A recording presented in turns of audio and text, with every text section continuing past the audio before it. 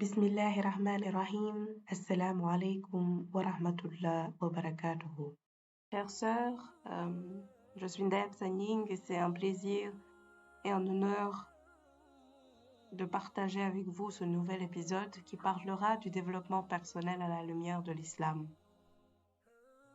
Il nous faut toutefois préciser que nous ne sommes pas les premiers à parler d'un tel sujet puisque beaucoup d'ouvrages ont traité du développement personnel à la lumière de l'islam, comme par exemple Retour à l'essentiel de Myriam Lahdar Bounamsha, La médecine des cœurs de Ibn Hayim al-Jawziya ou encore Ne sois pas triste, Allah est ton Seigneur de Sheikha bint Mohammed al-Hassim.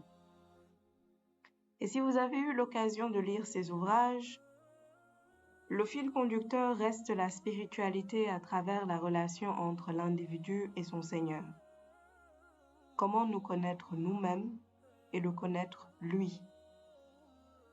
Un hadith Qudsi nous rapporte d'ailleurs qu'Allah subhanahu wa ta'ala nous dit « Connaissez-moi avant de m'adorer car celui d'entre vous qui ne me connaît pas, comment peut-il m'adorer ?»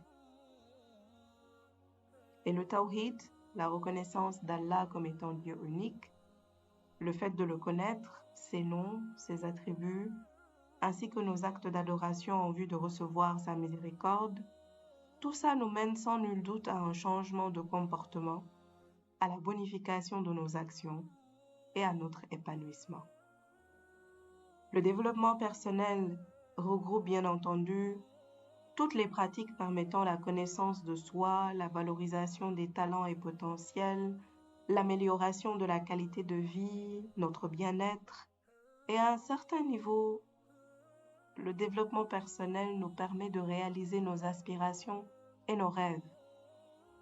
Et dans notre quête de développement personnel, il nous faut prendre conscience des 4 fondamentaux à garder en tête.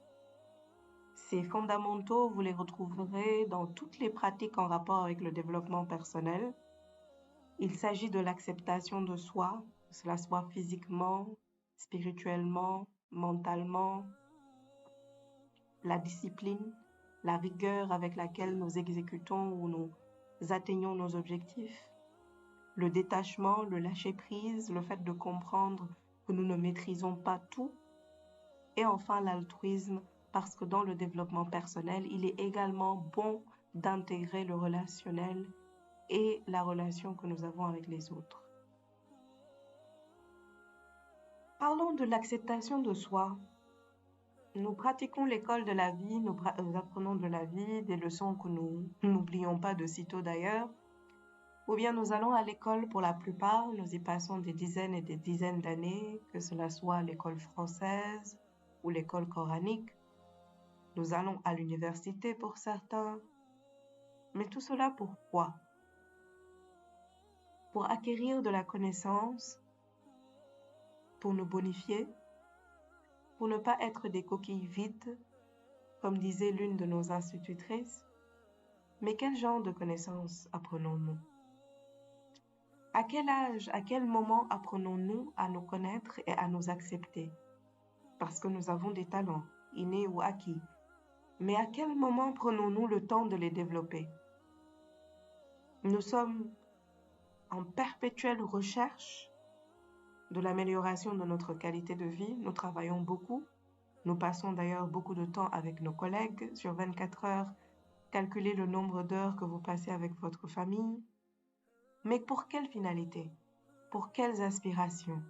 Pour quels rêves? Dans notre quête vers le bien-être matériel, n'oublions pas notre développement personnel. N'oublions pas que Dieu nous a envoyés sur terre pour que nous l'adorions. Le noble Coran nous dit, à la sourate 2, Al-Baqarah, verset 21, « Ô homme, adorez votre Seigneur qui vous a créé vous et ceux qui vous ont précédés. Ainsi atteindriez-vous à la piété. » Sourate 2, verset 21. يا أيها الناس اعبدوا ربكم الذي خلقكم والذين من قبلكم لعلكم تتقون Le deuxième fondement du développement personnel que l'on retrouve en l'islam est la discipline. Et pour moi, l'exercice de développement personnel le plus complet, ce sont les ablutions mineures et majeures, mais c'est surtout la prière.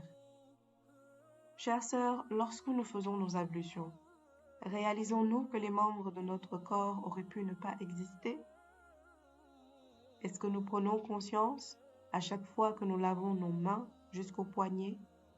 Rendons-nous grâce à Allah? Lorsque nous nous rinçons la bouche 3 fois, nous rappelons-nous qu'il ne faut pas calomnier, ni médire, qu'il ne faut pas proférer de paroles qui pourraient nuire? Lorsque nous nous rinçons le nez 3 fois, réalisons-nous que nous aurions pu manquer d'air et ne plus respirer? Lorsque nous nous lavons le visage, réalisons-nous, chères sœurs, que plus nous sommes naturels et plus nous passons cette étape avec aisance. Puis nous lavons le bras droit jusqu'au coude à 3 reprises, le bras gauche jusqu'au coude à 3 reprises. Est-ce que nous prenons conscience en ces moments-là du fait que nous aurions pu être privés de ces membres? Subhanallah. Nous passons ensuite la main mouillée sur la tête, nous cherchons à mouiller nos cheveux, les vrais. Nous nous lavons les oreilles et cela nous rappelle que nous devons éviter d'écouter le blâmable. Nous nous lavons le pied droit jusqu'à la cheville 3 fois, puis le pied gauche jusqu'à la cheville 3 fois. Les ablutions mineures que je viens de décrire nous permettent d'être nous-mêmes, de nous regarder devant le miroir, de voir notre visage au naturel, sans artifice. Nous nous acceptons tels que nous sommes et nous rendons grâce pour ce que nous sommes, en aspirant à être meilleurs. L'acceptation de soi. Mais nous ne saurions terminer cet épisode sans parler de la prière. Dans le noble Coran, il nous est dit à la sourate 30 à Roum, les Romains, versets 17 et 18, « Glorifiez Allah donc, soir et matin, à lui toute louange dans les cieux et la terre, dans l'après-midi et au milieu de la journée. » فسبحان الله حين تمسون وحين تصبحون وله الحمد في السماوات والأرض وعشيا وحين تظهرون. Les cinq prières Fajr, Dhuhr, Asr, Maghrib et Isha sont des rendez-vous auxquels notre religion nous invite. Nous ne daignerions pas venir en retard à une réunion professionnelle, n'est-ce pas? La prière nous éduque. La prière accomplie à heures régulières, bien précises, nous apprend la rigueur de la gestion du temps et la ponctualité. Nous comprenons que la journée est donc faite de différents temps d'activité et qu'il y a un temps pour tout, dont un pour la prière. Mes chères sœurs, avant de prier, il nous est demandé d'avoir nos ablutions, bien entendu d'être bien couvertes, mais surtout d'avoir une intention sincère de nous préparer à la prière dans notre cœur.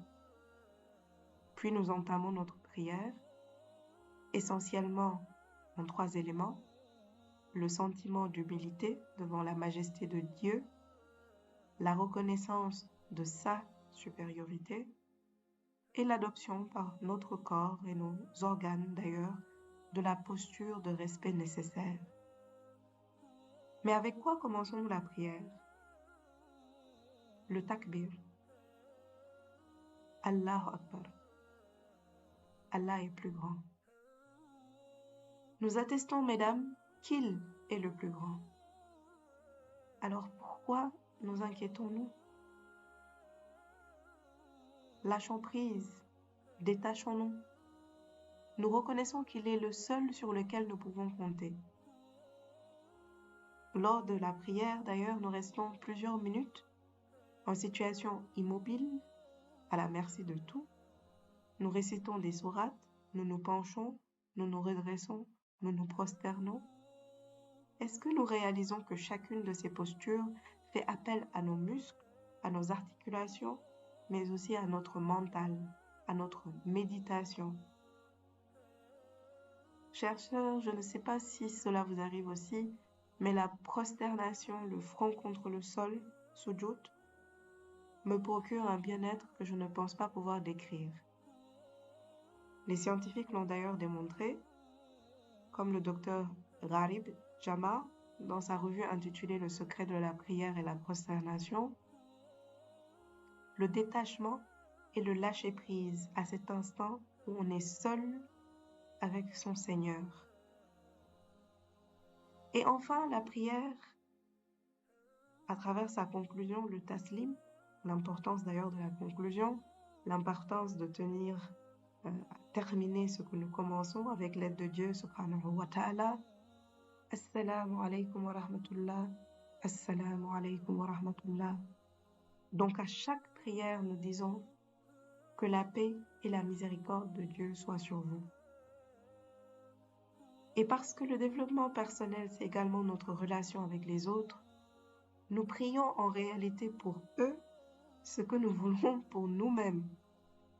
Donc, à quel moment ressentons-nous le besoin de vouloir du mal pour l'autre, puisqu'à chaque prière, au moins 5 fois par jour, nous souhaitons pour l'autre ce que nous nous souhaitons à nous-mêmes. Est-ce que nous nous rendons compte que tous les musulmans se tournent vers un même point, la Kaaba? Cela renforce l'idée de fraternité et d'égalité entre musulmans. Penser que tout le monde se tourne vers le même endroit, le même but, la même façon, réchauffe le cœur et nous rapproche, malgré les différences. Chères sœurs, nous arrivons au terme de cet épisode qui, je l'espère, nous a donné l'occasion de nous rappeler que le développement personnel requiert l'acceptation de soi physiquement. Nous en avons parlé avec les ablutions, mais aussi sur le plan comportemental. Est-ce que nous acceptons nos défauts? La discipline. Est-ce que nous avons la rigueur qu'il faut pour entretenir la relation que nous avons avec le Seigneur? Le détachement, le lâcher-prise. Est-ce que nous lui faisons confiance? Est-ce que nous attestons qu'il est celui qui décide de tout, que cette décision nous paraisse à nous humains bonne ou mauvaise? Nous avons parlé d'altruisme des autres et de l'importance pour développer son moi, pour se développer personnellement, d'aussi développer la relation qu'on a avec les autres. Rendons donc grâce à Allah, puisse-t-il nous pardonner tout manquement et nous faciliter tout acte menant à sa miséricorde. Nous demandons aide auprès de lui et plaçons notre confiance en lui. Rendez-vous est donc pris pour le prochain épisode qui parlera de la critique positive, Inch'Allah.